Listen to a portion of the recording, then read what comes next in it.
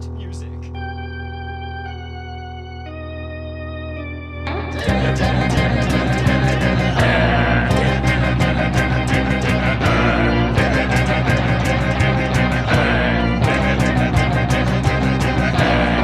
He's not a bat, he's a man who fights crime. And we're gonna watch him fight for a minute at a time. With John and Niall and a guest who doesn't rhyme. It's Bat Minute!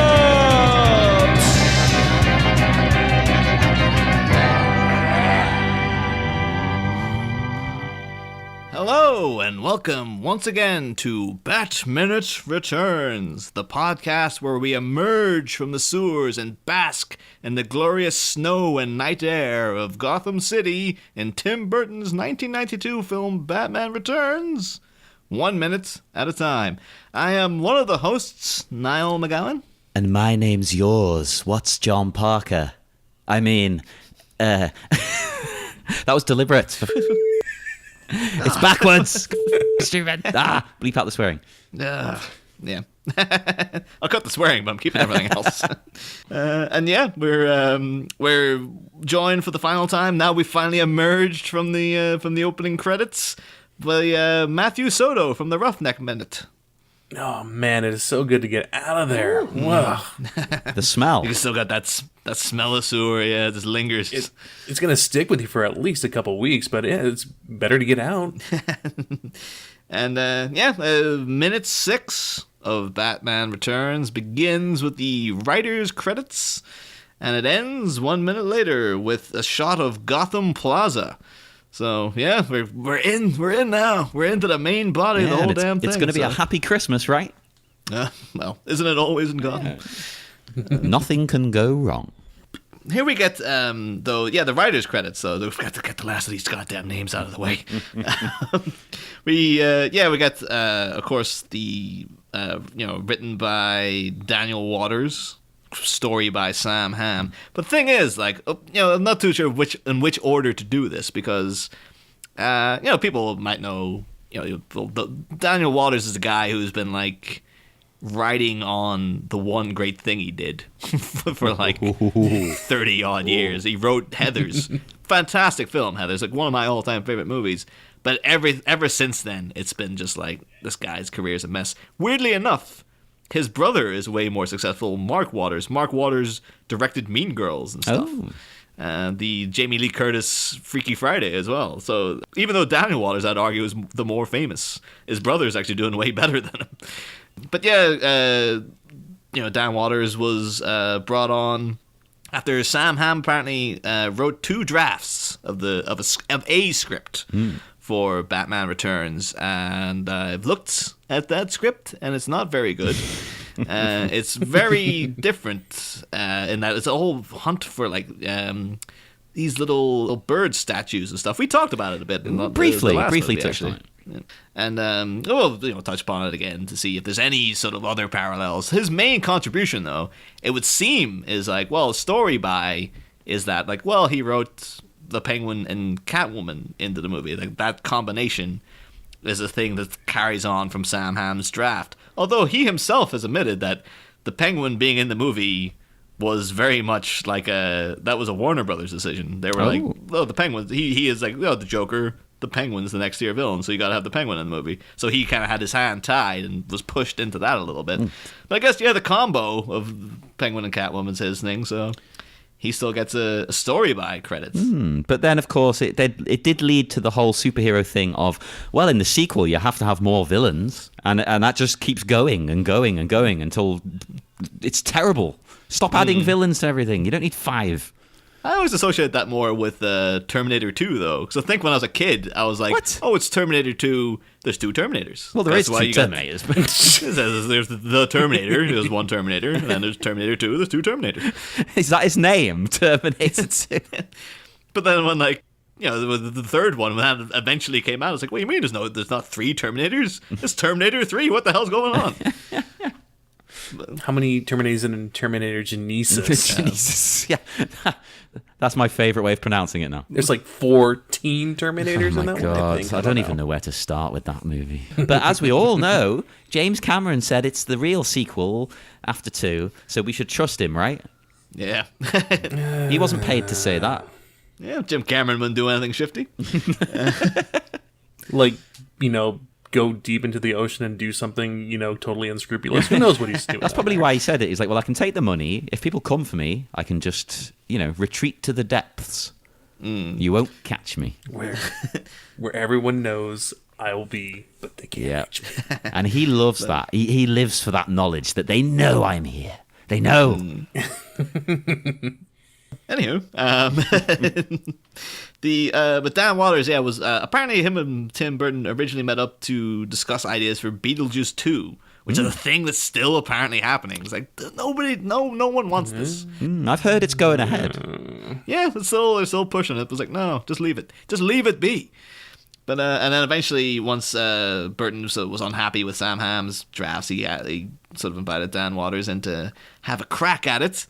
And then Dan Waters had not done much more recent stuff. His kind of height was like he was one of the writers on Demolition Man, which is a fantastic movie. But then the thing is, like, he's one of the writers. That's like, you can't give him full credit for Demolition Man then, because and the thing is, you can't give him full credit for Batman Returns, because even when they say here, they've left off the fact that the script was revised by Wesley Strick. Yes. The guy who wrote Arachnophobia, or did polishes of like Arachnophobia, the Scorsese Cape Fear, Face Off, did a polish and Face Off, and also worked on Superman Lives as well. And the thing is, because I've looked at that Dan Waters original draft, and it's terrible. And it seems as if Wesley Strick was the guy who came in and was like, oh, I'll fix your film for you. And he made everything, the basic plot line was all Dan Waters, to be fair. But like on all the business, they're like, oh, well, what if the Penguin was been, sort of used by this unscrupulous businessman to work, go for mayoral office and all that business. The basis is there, but it's terrible script. And then Wesley Strick sort of came in and was like, oh, here, I'll fix this for you. And he made this, turn out to be a great film. So maybe that's why they gave him writing credit, or gave him the writing job for the Batman Returns video game. Ah, yes. Did any of us play that one? I played some games of the first one, but I'm not sure if I played Returns. No, never. I think I remember renting it from Blockbuster and returning it the next day because it wasn't very good. Oh, no kid does that. That must be bad. Yeah. I mean, I was desperate to play anything on my Genesis at the time, but that one I was like, no, this is not good. To be honest, movie tie-ins generally aren't good. There's been a few over the years that have really excelled, but most of them are just not worth your time. I mean, we'll talk about it obviously next year, much more depth, but I do remember the Batman Forever game, which I did play, and I remember that being atrocious, but it had a fantastic ad campaign. Oh, but, that's for another movie, though. We'll talk about that Save next it. year. But, of course, then we got, the production credits come up here. You got the, Tim himself makes an appearance. Ooh. And then Denise Denovi, who, she's done quite a bit of good work as well. Well, she worked on Heathers as well. Yeah, that was her first movie as well. So, people coming up together. A lot of friendships made through Batman Returns, except for what's-his-face and Kurt Russell, whose friendship apparently fell apart thereafter. Well, you're right. There were friendships, though, because she then worked with Burton on Edward Scissorhands, The Nightmare Before Christmas, which, okay, I know he didn't direct it, like everyone seems to think he did. I know that. But still, he worked on it. And she was also a producer on the 2004 Catwoman movie, which is... Oh boy! I don't know how much of that was more like. Well, it's still technically was originally designed to be a spin-off of this movie, so maybe she's there as producer. It's like my name was attached at some point, and that's why I'm still there. But that's the impression I got, because as we said last week, and you just said there, Catwoman was originally going to come out soon after this as a spin-off, and that would have been great. I would have been fine with that. But I think it's one of those. It's gone through so many hands over so many years. That's never going to have a good outcome. But and also though, in terms of trying to because as is our wont to tie everything into Batman, I do know that she also produced the sickly sweet children's movie Ramona and Beezus. What? Which I know is a thing with Selena Gomez, but I know because there's a little kid in it who is Joey King, who's kind of like an up and coming rising star. And I first sort of copped on to Joey King because she plays young Talia al Ghul in The Dark Knight Rises. And I think she kind of got a bit of infamy because at that point, when before the movie came out, everyone was like, "Oh, Marion Cotillard's in this movie. Who's she playing?" And she's like, "I'm a businesswoman. And I have no proper role. I'm just a businesswoman." We knew otherwise. And everyone kept talking about, "It seems a bit weird. You're getting Marion Cotillard in to play some no-name character." And then Joey King was in an interview, and she's like, "I'm playing young Talia al Ghul." And I can imagine Chris Nolan be like, "You goddamn idiot kid, what are you doing?" It was obvious. Yeah, but this was 3 months before the movie came out as well. And of course, the internet, you can't erase that once it's out. It's like, well, you stupid damn kid, you ruined the whole movie for everybody. We're shutting down production. Yeah, so, but yeah, there's Denise Denovi's connections with the other Batman movies. And then, yeah, of course, we just get moving up into... as the music again keeps winding down and down, which is kind of a weird contrast to the first movie, because you remember the end or the opening credits of Batman '89, it ends in this big dun, dun, dun, dun, dun, dun, dun. It really amps you up, and this kind of goes into a real it's like the whole thing's really winding down. It's a bit of an odd contrast. This is like Elfman going I'm flipping it, I'm going the other way. And of course, we get the directed by Tim Burton, of course. Really? Am I missing something else? Is there a credit I'm forgetting, or? No, I was just joking that I didn't know it was Tim Burton. Oh, right. And but yeah, Tim, of course, wasn't I think we mentioned already, wasn't particularly interested in doing a sequel. And of course, went on to make Edward Scissorhands in between, and then it's a simple matter of Warner Brothers coaxing him back, but I'm like, just make it a Tim Burton movie. Just make it as Tim Burton-y as you want. Because they were just like, you made us a bunch of money. We trust you. Make us whatever you want. And of course, as a movie that we love, but would soon prove to be perhaps a mistake on the Warner Brothers' part. From their point of view. Yes, of course. But we'll get all into that once we're talking about certain minutes of the movie that are just like, why the hell did they think this was okay for a kids movie and stuff? I'm excited to talk about the erogenous zones later on. And yeah. Unlimited poontang. Are we going to have to beep out poontang? I think it might fall into the same thing as Cunnilingus did in the last We didn't one. have to beep that out. Yeah. I think we had even debates about masturbation. It's it's an actual term. We make this podcast sound obscene. It's really not. We try and keep it PG. If it's said in the movie, you guys are good to say it. Yeah, generally. I think we kind of go with that kind of vibe, I think. Yeah. Although I think we do have to censor and stuff like that. They do say that in this movie. But the best thing is the listeners now won't know what you just said. Yeah. Aha. But anywho, then we got this bit, kind of an iconic shot. But I would have said the first iconic shot of the movie, but I think pretty much the entire opening sequence is all very iconic as well. Yeah. But yeah, the basket approaching the edge of the water and the penguins sort of shuffling down towards it finally stops. Penguins. I love penguins. And that's the thing though, we know later on in the movie, right, that the penguin is part of the Red Triangle gang, and we assume that was taken in, they found him.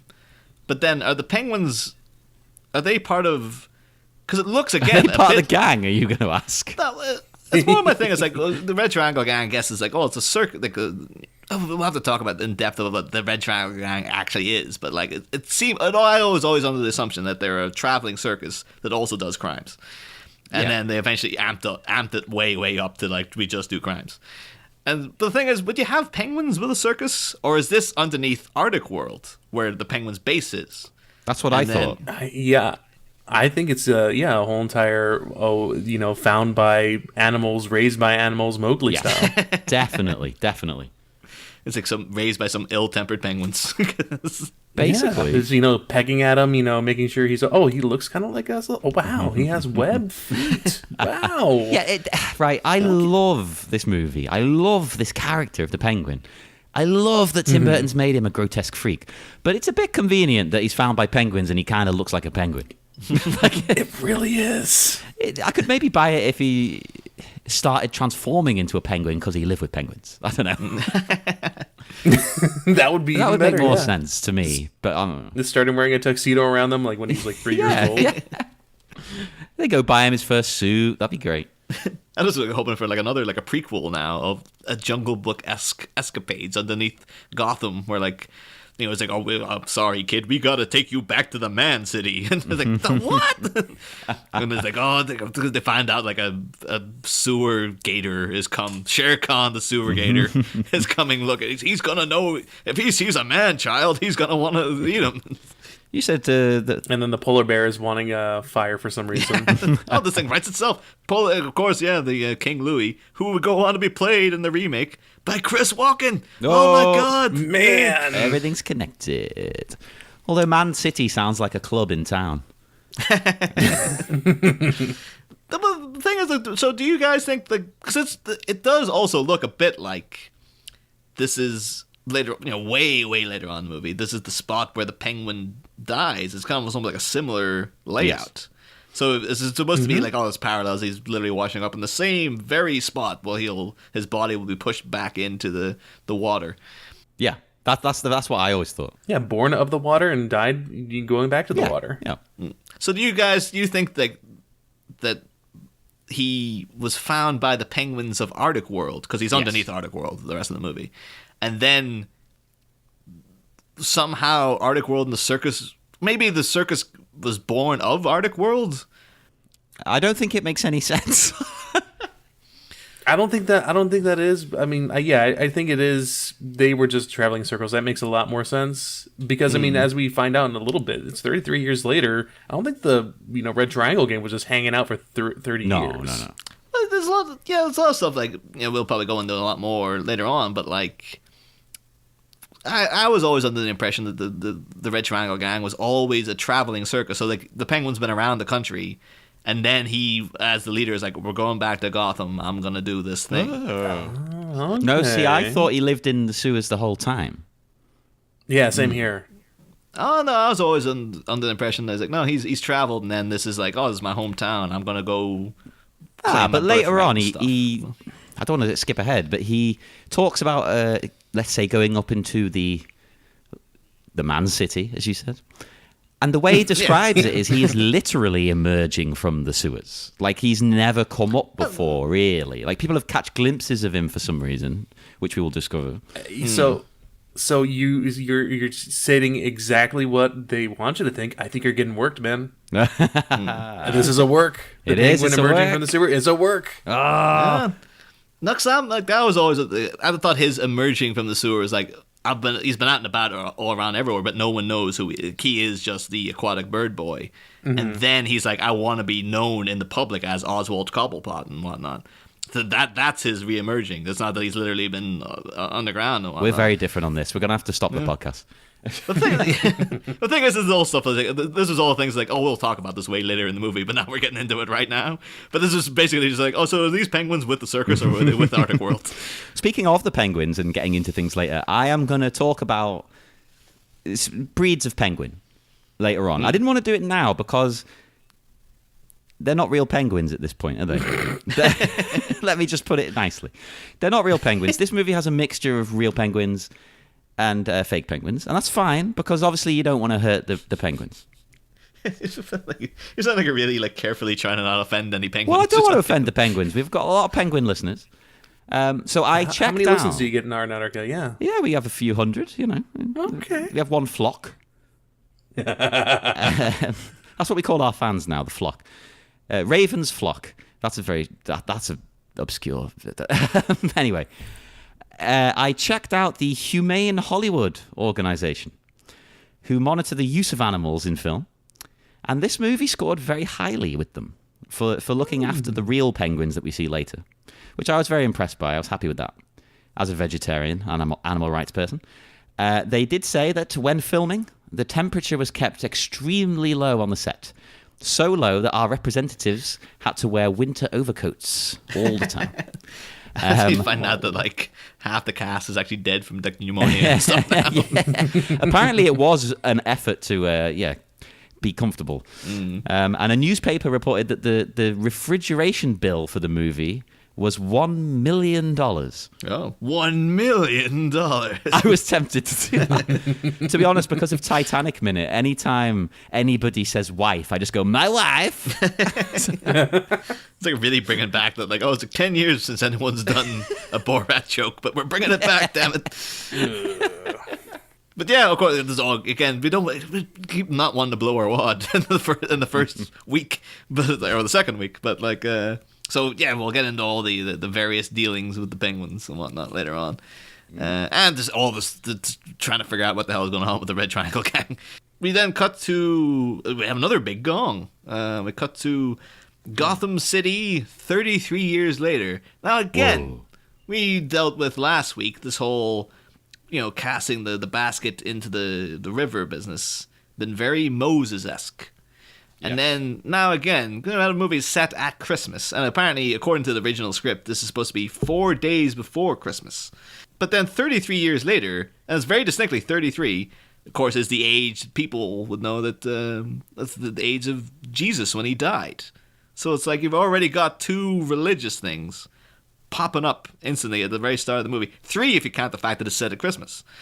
So I was just wondering what we say like the penguin's like the anti-Moses, but then it gets like they're saying 33, and then the penguin does die in this movie. The year that Jesus died as well. Is this supposed to be he's like an anti-Christ character as well? Is that what you're trying to go for? I'm not wanting to go too much into the movie because you guys haven't gotten to it yet, but I mean the whole entire firstborn son thing, the whole entire I'm going to unleash a plague onto Gotham with his penguins and everything. It's very Moses-esque. Yeah, completely. Be fair enough if it was strictly Moses, but then to mix in this 33 Jesus thing is like, well, you've got your mixed metaphors here. It's like, well, why are you bringing in Jesus into it? If you just stuck with Moses, it would be clean cut. But it's all the Bible. It's the same thing. Yeah, I think that's basically what it is. Like it's all the Bible. He didn't want to just literally have you sat there going, it's Moses. He's doing Moses. No, he wanted you to think a bit more and be like, well, I'll draw from this, I'll draw from that. It'll be a bit more interesting that way. Yeah, he wanted to also have the penguin go up on Gotham Square and divide 2 fishes into millions of fishes so they can feed the rest of Gotham City. Yes, that's all fish for all. That was John's very accurate impression of me when I watched Mother from last year, where I was just like, it's Genesis. This is the book of Genesis they're doing here. Well, although it was, I loved every second, so it's fine. Oh, sorry, I also mispronounced it again. Mother! That's, as we know, is the And correct... you mispronounced it, it's Genesis. Yes, Genesis. And Mother. Mother! It's like, you crazy mother. But but yeah, we got another establishing shot of which is now Bo Welch's Gotham City. Unfortunately, at this point, Anton Furst had tragically took his own life. And apparently, though, he was also involved in other projects, so he probably couldn't have done Batman Returns anyway. But so yeah, we got a new Gotham, very influenced apparently by Albert Speer.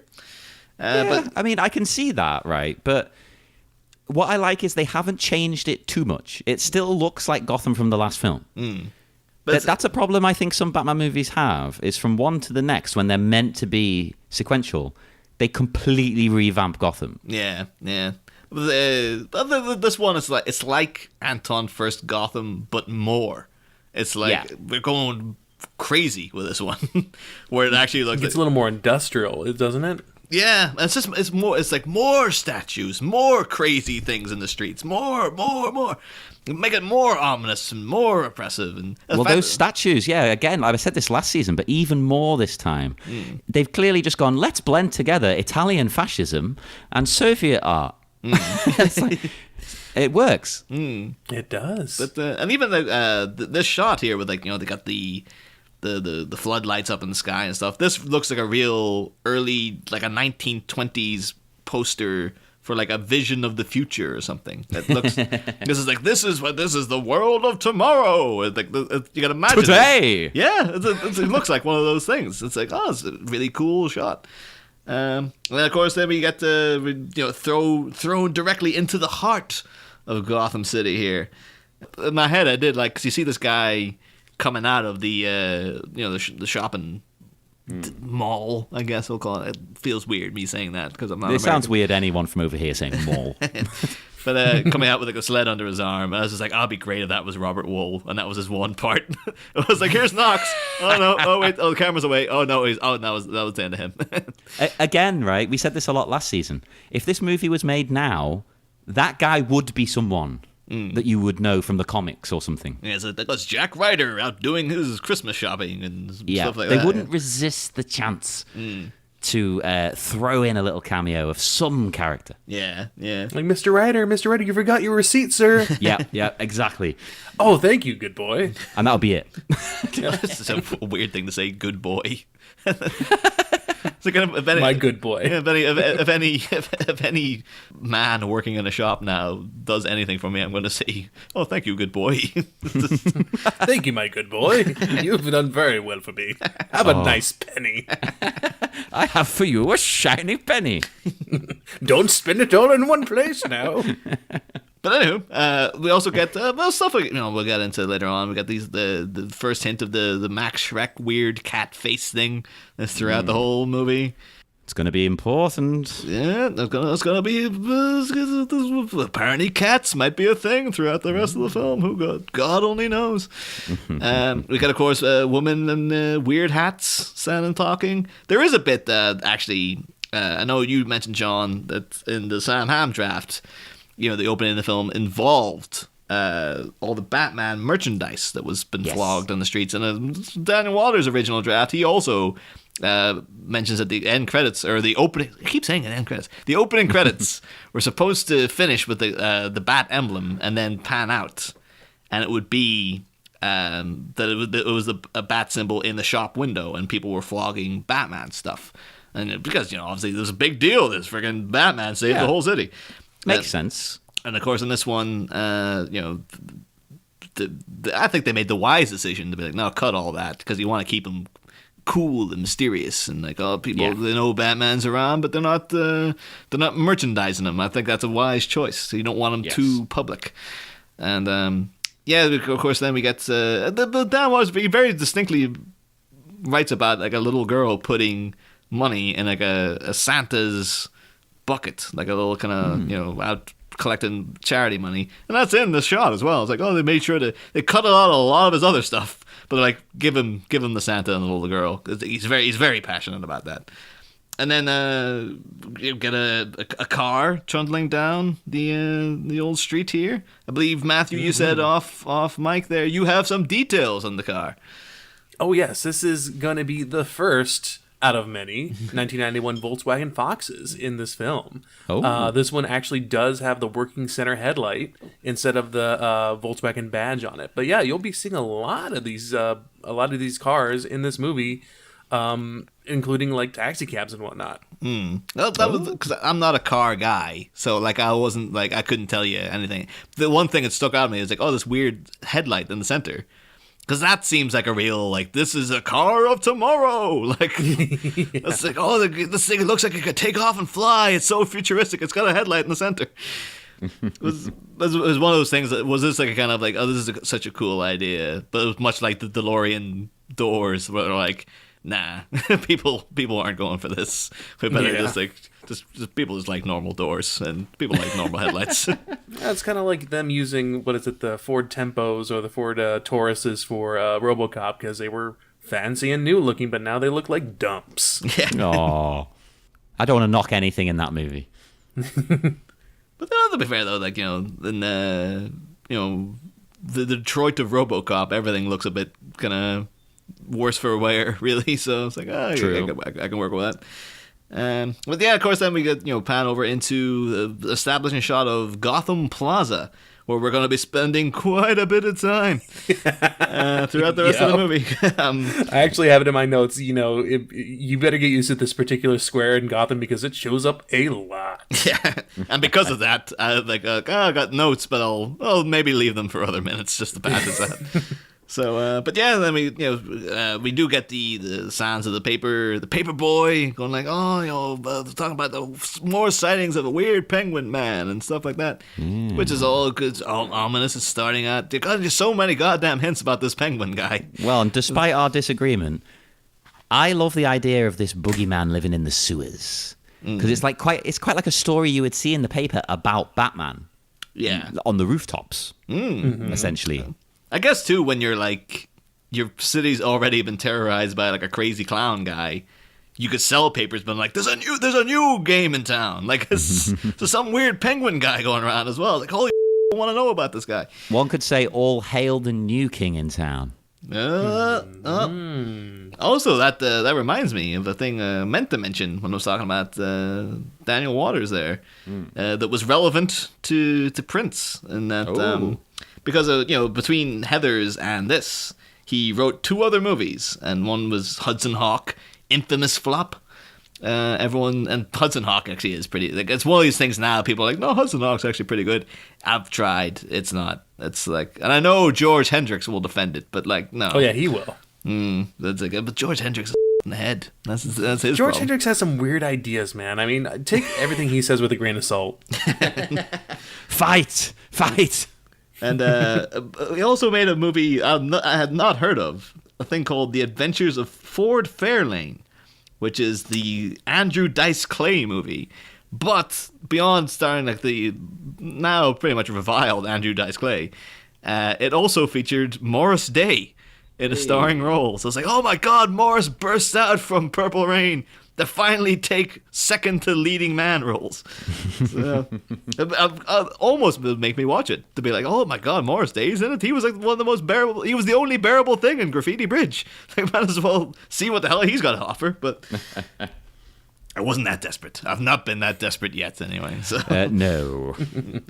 And but have you got anything more about this minutes in particular, Matthew? You wanna shoot out? No, not really. I mean, everything is just that, hey, you're going to be seeing this square quite a bit. But I'm actually really surprised that I did look it up, too, but the majority of this, I think actually all of this movie was shot on sound stages. Yes. And this whole entire square as a soundstage is massive and great looking. It looks incredible, but it's crazy to do that. Like, I don't know why they did. I suppose you can fully control the look, and Burton is all about the look. Mm-hmm. That must be the only reason. Yeah. But even though I suppose me and John will spare our own history with the movie stories, because we didn't tell them last week, but we're going to do it some other time. But while we have you here, Matthew, do you have a particular history with this movie that do you remember seeing it for the first time or anything? Yeah. Actually, yeah, I went to see this movie with my dad. It was actually my first superhero movie in theaters. First Batman movie in theaters as well. We were watching 89 together on VHS. He was a TV video repair salesman, and he would get all those new movies to demo and whatnot. So he'd bring some home and everything too. But when this one came out, everything was just super jazzed about it. I mean, I was getting bombarded with commercials from McDonald's about like, oh, check out the new Batman movie coming. Check out these new toys that are coming in the new Batman, kids meal kind of thing. And particularly, I remember one of my favorite toys from that was the little, the splitting Batmobile that didn't really split, but kind of launched out of the old back of the Batmobile. Oh, yes. I love that. And yeah, so I mean that stuck to me very heavily. But yeah, seeing this in the theater was an experience. It was amazing to watch this movie in the theater. Oh, I'm so jealous of you. I've never seen this on the big screen. I do know though, like one of the Dan Waters has been like quoted as saying like he actually took a lot of joy in watching like children coming out of the screenings crying and stuff because they were so freaked out by the penguin and just how warped and weird the film actually is.